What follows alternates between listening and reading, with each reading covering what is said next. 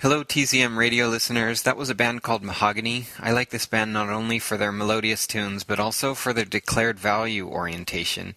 If you look at their Wikipedia website, it says, Mahogany seeks rewilding, cessation of egregious production of petroleum-based transportation, integration of city concepts and environs, and reification of both high-speed rail and interurban electric traction. One of the things that they were named after is the anti-fascist Kurt Weill opera, something in German, in which a population escapes servitude to form their own metropolis.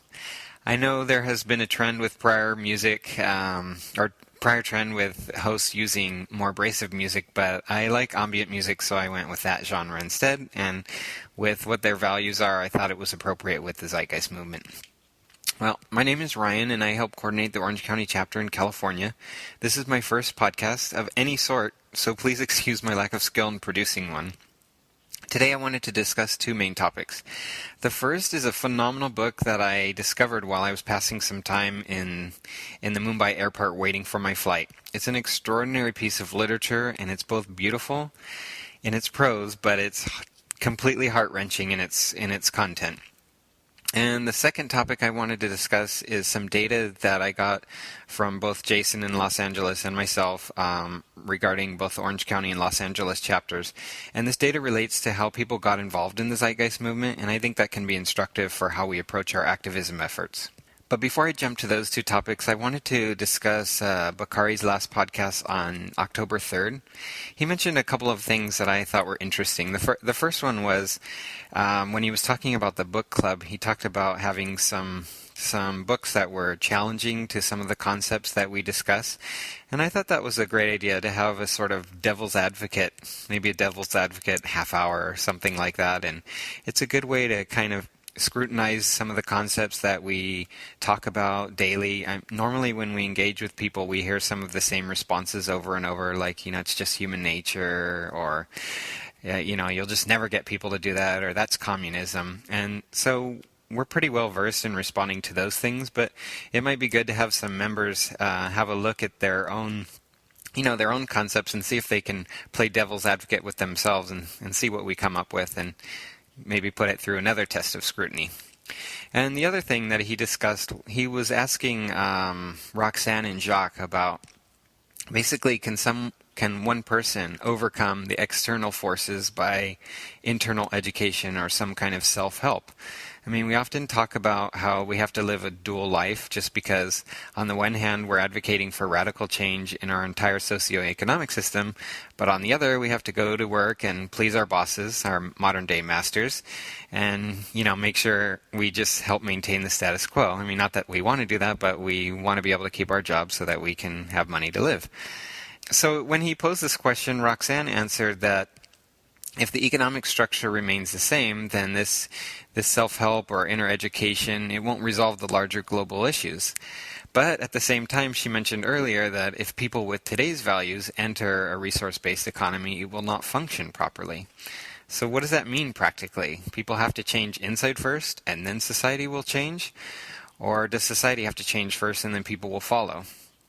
I'm not trying to imply a false dichotomy, but it does have a practical implication for how best to strategize our efforts to change the world. You educate someone, but if then they have to go back to the environment that leads to the mainstream values, how do we really propel those forward in a larger way? And if let's say you work with a group and you just want to maintain your job, so you maintain the appearance of sharing those values of the status quo, then maybe someone else who wouldn't know that, and maybe they feel alienated, or maybe they need your perspective. So, I mean, obviously there's no simple answer to it, but it definitely calls into question how much can this kind of self-help or inner education change the society. And then there's always the task of how many individuals does it take to reach mass what do we call it, critical mass, and change the way the system is run. But it's definitely something to think about in terms of how we strategize for getting bigger change, because there are always people being born into this system. So even if we educate, then those people are going to die out and more people are being born. So we obviously have to educate at a faster rate than people are being born into this system and inculcate it into its values. Anyway, I just wanted to respond to that first. Okay, now I want to get to the book that I spoke about earlier. The book is called Behind the Beautiful Forevers, and it was written by Catherine Boo. And I really thought this book it's very different than what we normally talk about in the Zeitgeist Movement, but I thought it really puts a face to all these problems and like really the market structure and the way it works in a very personal way. So when we normally talk about it, we talk about billions of people starving and people only living on less than $1 a day, and it's very broad and general. But in this case, you see all those forces together in this small slum, and I think it just really reveals a lot about how the market works. And so when I thought about it and tried to make it concise, I just thought the market, when rendered in the pot of scarcity, really shows its character more fully, and the markets, when there's more abundance, they seem more benign in their nature. Our goal is really to produce abundance, and that will help promote well-being and ingenuity. And obviously we need to maximize abundance through sustainable practices, and the method that we think is the most appropriate, obviously, is science. And that's really summarizes why the Zeitgeist Movement proposes what it does. And I think that Catherine's book adds a lot to that discussion.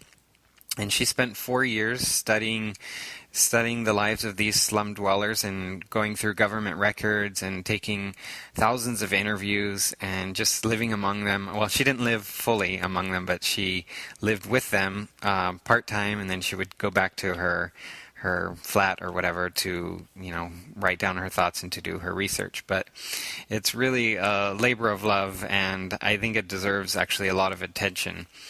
But this is what was written about her, so I want to just give a little history on her and then go into some of the excerpts from her book. So it says, for as long as she has been a writer, Miss Boo has only wanted to write about the poor and the disadvantaged. In 2000, while at the Washington Post, she won a Pulitzer Prize for a series about the mistreatment of the mentally retarded in the Washington area. I think I grew up, it's quoted, I think I grew up with a healthy respect for volatility, all the things you can't control, she said, and I became aware of the ways in which people who write about the disadvantaged often underestimate its psychological contours, the uncertainty, economic or whatever. And she mentions, I also hope readers will step back and think about how important it is to improve the infrastructure of economic and educational opportunity. Not much is going to change for powerless people until people with more power grasp how difficult it is for smart, energetic, low-income families to improve their lives and how much human capability our planet squanders as a consequence. On the books in India, for instance, you'll find internationally acclaimed laws intended to involve more Dalits and women in the governance of the country, as well as to bring child laborers and girls into the educational system. But when I looked closer in Mumbai, I found that the reforms had been implemented so shoddily that their main effect was to circulate money and power among the political elite. I've seen variations on that theme in American inner cities too. If such diversions of public funds and subversions of policy intent aren't brought to light, we might assume that low-income or low-caste families have received more help than they've actually had. Worse, we might see their failure to thrive as a reflection on their capacities, when the essential failure has come at the level of the powerful. I think Catherine brings up a good point here in that she's really trying to expose what's happening to these people in an effort to get those people with more power to basically change their ways. And, it's definitely a strategy for activism is to reach out to those, let's say, in the more wealthy or the more powerful and politically, because they can change things more easily than just a grassroots effort. Obviously, the grassroots effort needs to be there, but in terms of the individual power without money, it's very difficult, as we know, to run even a chapter if you have very little money. But those with a lot more wealth, they can create, even if it's just publicity for their cause. Like I just read something the other day on this I forgot what kind of businessman he was, but he built like an enormous mansion. He wanted the biggest house ever, and he sent out a memo to his staff that if Obama gets reelected, their jobs are in jeopardy. So, and then, obviously this story turned into a headline, and he's getting publicity for this. It's not necessarily positive, but at least he's getting some kind of recognition in the media. And as we know, it's very, very difficult to get that mainstream attention, even if it's just for a moment. So it's definitely one tactic is to focus more on those people that just have better access to the media, or more powerful influence with wealthy people. Okay, now I want to get on to some of her book and read to you a few of the paragraphs that I had selected. So one of the things she says towards the end is, "In my reporting, I am continually struck by the ethical imaginations of young people, even those in circumstances so desperate that selfishness would be an asset. Children have little power to act on those imaginations, and by the time they grow up, they may have become the adults who keep walking as a bleeding waste picker slowly dies on the roadside, who turn away when a burned woman writhes, whose first reaction when a vibrant teenager drinks rat poison is a shrug. In places where government priorities and market imperatives create a world so capricious that to help a neighbor is to risk your ability to feed your family, and sometimes even your own liberty, the idea of the mutually supportive poor community is demolished. The poor blame one another for the choices of governments and markets, and we who are not poor are ready to blame the poor just as harshly. It is easy from a safe distance to overlook the fact that in undercities governed by corruption, where exhausted people vie on scant terrain for very little, it is blisteringly hard to be good." One of the examples that Catherine provides in the book is this nun, and she ends up selling the food and clothing that was donated to the impoverished kids at the orphanage where she works. Of course, she's trying to make money just like everybody else, and in a world of scarcity, you see again and again this pattern where they'll exploit anyone, even those more disadvantaged than them, to earn some rupees in this case. And there was another example of some money that had been donated to the slum for another tap, because their faucet had only allowed the slum dwellers to get access to water 90 minutes in the morning and at night. And so some money was donated for a new tap, and actually the World Vision social worker ran off with that money. I really like this excerpt in which he says, "It seemed to Abdul that in Anawadi, which was the name of the slum, fortunes derived not just from what people did or how well they did it, but from the accidents and catastrophes they dodged. A decent life was the train that hadn't hit you, the slumlord you hadn't offended, the malaria you hadn't caught. And while he regretted not being smarter, he believed he had a quality nearly as valuable for the circumstances in which he lived. He was alert." I really appreciated this point that she brought up, because so much of what happens in life is out of our control, and it just takes one major accident or one major trauma to your family, and everything that maybe you had worked so hard to gain is lost. And we tend to forget those people and just focus on those that have made it, or those that have had some kind of success, and we hold them up and say, "See, everyone can do it." But obviously it's not a great idea to just take the outliers and hold them up as the model for how things actually work.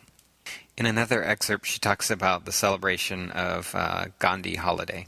So the previous day had been the 60th anniversary of the assassination of Mahatma Gandhi, a national holiday on which elite Indians once considered it poor taste to throw a lavish party.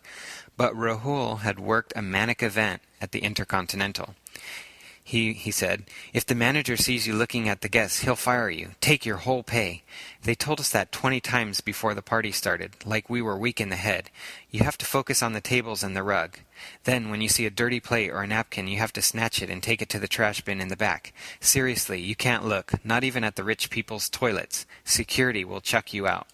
I saw this sign that someone was holding up at an Occupy rally recently, and it said, "Capitalism is a caste system," and it definitely is. I mean, people, the way these kids are treated, and I mean, they're not even really that young, but they're, late teenagers, and this is the way they're treated. Like they can't even look at the guests because that's an offense, and it just shows itself in this example. This example is a little bit more graphic, and I'm sorry, but these are the lives of these people, and I think it needs to be exposed. So in this one, she says, "Some of the workers at the plants were black-faced from carbon dust and surely black-lunged from breathing iron shavings. A few weeks ago, Abdul had seen a boy's hand cut clean off when he was putting plastic into one of the shredders. The boy's eyes had filled with tears, but he hadn't screamed. Instead, he'd stood there with his blood-spurting stump, his ability to earn a living ended, and started apologizing to the owner of the plant. "Sa'ab, I'm sorry," he'd said to the man in white. "I won't cause you any problems by reporting this. You will have no trouble from me." When I read this, I could barely stand it. I mean, here's a kid that has just had his hand cut off, and he's worrying about, the owner's trouble. I mean, that should be the last thing on his mind. But in this system, he's made to feel so worthless, and the whole structure supports that idea, and those are the conditions that he lives in. In another example, she says, "Wealthy citizens accuse the slum dwellers of making the city filthy and unlivable, even as an oversupply of human capital kept the wages of their maids and chauffeurs low." And of course we see this in every country where there are immigrants, and they tend to take the lower paying jobs, and people complain about them and blame all the problems on them, but actually they have no qualms about paying them the lower wages that they will accept. And we just see this over and over in all kinds of countries, but this was just another example of how the wealthy citizens in Mumbai treated those slum dwellers. A government-sponsored women's self-help group looked somewhat promising now that she knew how to game it. The program was supposed to encourage financially vulnerable women to pool their savings and make low-interest loans to one another in times of need. But Asha's self-help group preferred to lend the pooled money at high interest to poorer women whom they excluded from the collective, the old sewer cleaner, for example. So in this case, you see that, again, everybody's just trying to earn a living and make the most money that they can, because who knows what accident's going to come next. And so if they can take advantage of someone with even less power than them, then they will. In another case of that, there was a kid named Sunil, and he was a waste picker. And a lot of the people in Anawadi got by selling trash, so they would sort the scraps and sell it out to different recyclers. And in this case, she writes, "For waste pickers, the road where air cargo was loaded and unloaded was the most profitable and therefore competitive part of the airport. Crammed with trucks, truck bays, overflowing dumpsters, and small food joints, the place was every week more overrun by scavengers. Some of the men flashed knives to keep Sunil out of promising dumpsters. More often, they waited until he had filled his bag, then kicked his ass and stole it." And here's the example about the new tap. She writes, "Time was precious to Anawadians, even those not tense about their children's exams. They had to work at dawn, homes to clean, children to bathe, and above all water to get from the slum's trickle taps before they went dry, which involved standing in line for hours. The municipality sent water through 6 Anawadi faucets for 90 minutes in the morning and 90 minutes at night. Shiv Sena men," that's a political party there that blames all their problems on immigrants from outside of the state of Maharashtra, which is where Mumbai is located. So they blame all their troubles on immigrants from just other states, not even from outside India. So Shiv Sena men had appropriated the taps, charging usage fees to their neighbors. These water brokers were resented, but not as much as the renegade World Vision social worker who had collected money from Anawadians for a new tap, then ran away with it. One of the main incidents that happens in Behind the Beautiful Forevers is a case between two neighbors, and in it we see the stress that was made well known in the book by Wilkinson, and I can't remember his colleague's name, about the spirit level and the distress of inequality. And so in this case, there was one of the neighbors had been able to accumulate a little bit more wealth, relatively, obviously, and so that distressed the other neighbor, and she set herself on fire. And she did that because she wanted to be able to blame them and cause them trouble and basically bring them down. And so she ends up at one of the government hospitals for the impoverished, and this is what Catherine writes about that. "Food wasn't one of the amenities at Cooper, the 500-bed hospital on which millions of poor people depended. Nor was medicine. Out of stock today was the nurse's official explanation. Plundered and resold out of supply cabinets was an unofficial one. What patients needed, families had to buy on the street and bring in. Now, many people that work in healthcare or the healthcare setting, they don't get paid very well. So again, they're just trying to supplement their income. When I was in India, I was on the train and I ended up talking to a pharmacist for some time, and he got paid about the equivalent of $115 to $20 a month. And so he was telling me how he basically licenses out, or leases out, I guess you could say, his license. And so he ran several pharmacies, even though he didn't actually have pharmacists running them, and he would gather money from them for the use of his license to run those. And he said, I gotta make money too, and I don't earn enough as a pharmacist. So whereas obviously in the US they get paid upwards of $100,000 a year, they don't need to resort to corruption as much, maybe, but definitely in India, where $100 isn't going to go very far, and if you want to send your kids to school, that's how they're trying to supplement their income. And so corruption is, it's just part of almost every agency and every business there. And this was just another example of that. Because that neighbor had set herself on fire and blamed that neighboring family, the dad and the son were thrown in jail, and they were beaten. And so she writes, "The first time the officer with the fish lips brought down the leather strap, Abdul screamed before it landed, a howl that had built in him since early morning. As they lay on the tiles, Karam attempted to convince his son that the police didn't really believe they'd tried to murder Fatima." That was the lady's name who burned herself. The concern, he told his son, was the money that might be made off of the tragedy. "So you've made big bucks there at Anawadi," one officer kept saying to Karam. The idea was to get terrified prisoners to pay everything they had and everything they could secure from a moneylender to stop a false criminal charge from being recorded. Beatings, though outlawed in the Human Rights Code, were practical, as they increased the price that detainees would pay for their release. The Indian criminal justice system was a market like garbage, Abdul now understood. Innocence and guilt could be bought and sold like a kilo of polyurethane bags. As I mentioned, this book is very hard to get through. You just keep feeling like, how can you help them? And they have nobody to help them. Any government authority isn't going to really help them, even though they have all these laws on the books. They don't matter, because as we know, the market rules everything, and people in conditions of scarcity are going to act in ways that we would find abhorrent, but that's what they're just trying to do to survive. So you see this also from basically the police force, that they're exploiting these people because that's how they can earn money to supplement their income. They probably, I would guess that they're not paid more than $100 a month either. So they're just trying to get some more funds, and so if that means that they're going to try to get money from these prisoners, then they do it because they're in positions of less power than they have. Okay, and this is one of the last quotes that I have. One morning, he, meaning Abdul, he and some other inmates were delivered to a small hospital run by the police department, where a doctor had been assigned to check the ages of suspiciously old-looking juveniles. A forensic examination would settle the matter, and those over 18 would go to Arthur Road Jail, which was infamous for its brutal conditions. In the examination ward, Abdul was weighed by a medical assistant. 108 pounds. He was measured, 5'1". He lay naked on a table as his pubic hair was declared normal, his facial hair categorized as subadult, and a bunchy old scar over his right eyebrow placed in the public record. Then a doctor entered the room with the results of the forensic investigation. Abdul was 17 years old if he paid 2,000 rupees, and 20 years old if he did not.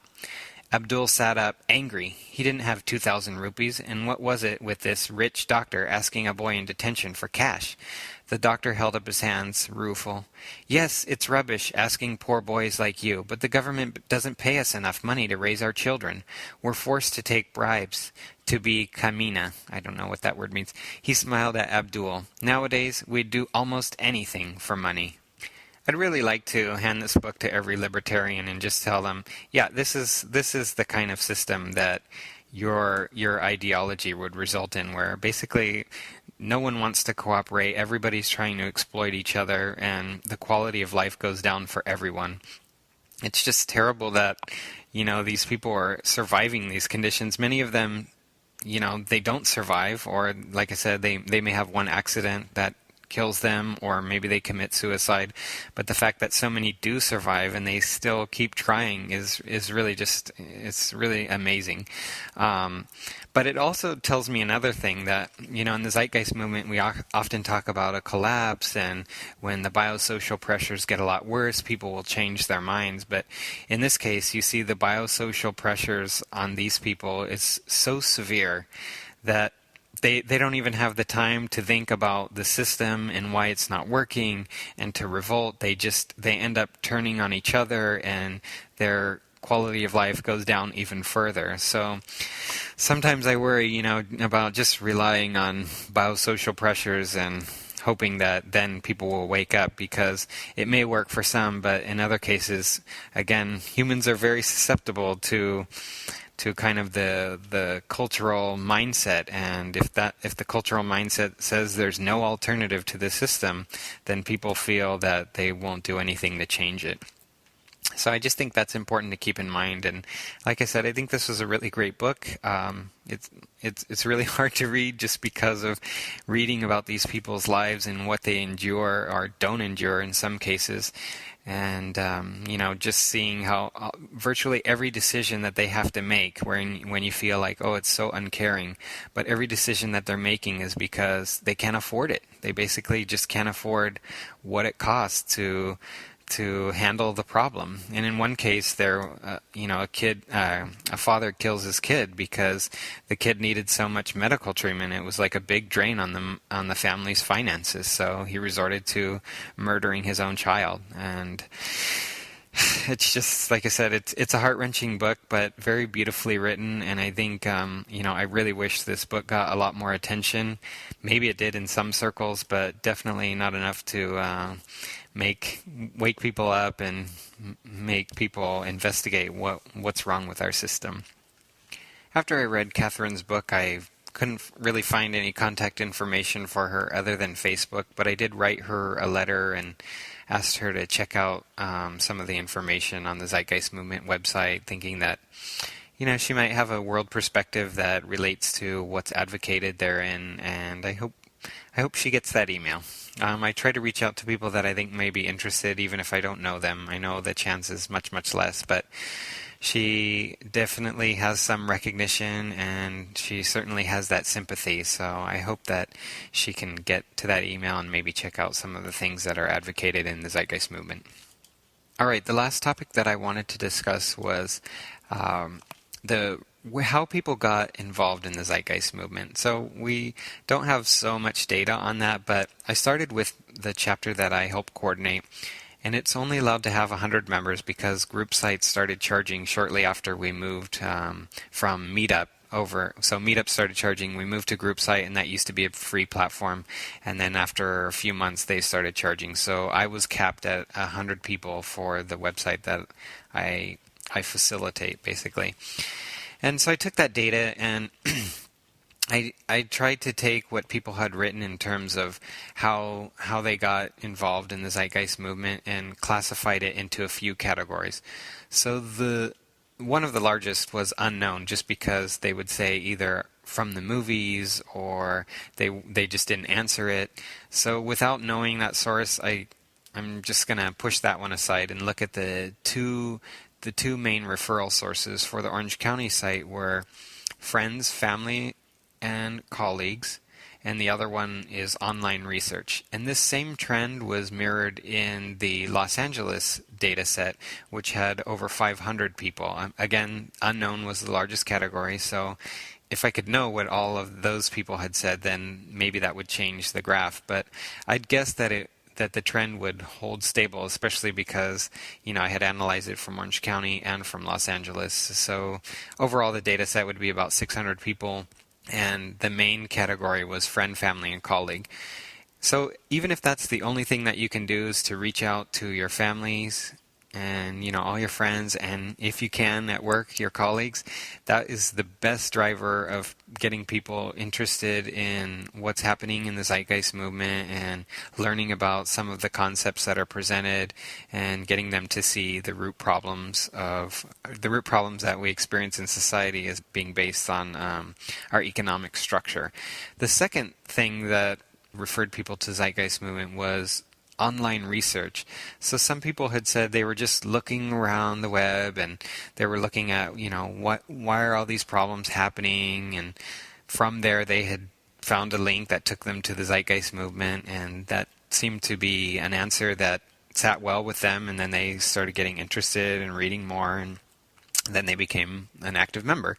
But also there were some people that would just say they found the movies through online research, or they found maybe an article or one of the videos on YouTube. So all that content that's produced out there on the web is having an effect, and it is, like I said, the second main referral source for the Zeitgeist movement. So if you can only be active online, then that's still, that's still working. So I just want to encourage everyone to be active in the way that they can. In terms of the actual activism that people are doing out in the streets, that had a little bit of a larger effect in LA, probably because they have more active events. In the Orange County chapter, we don't have very many members that like to participate in person live very often. So we do some tabling outreach events at least once a month.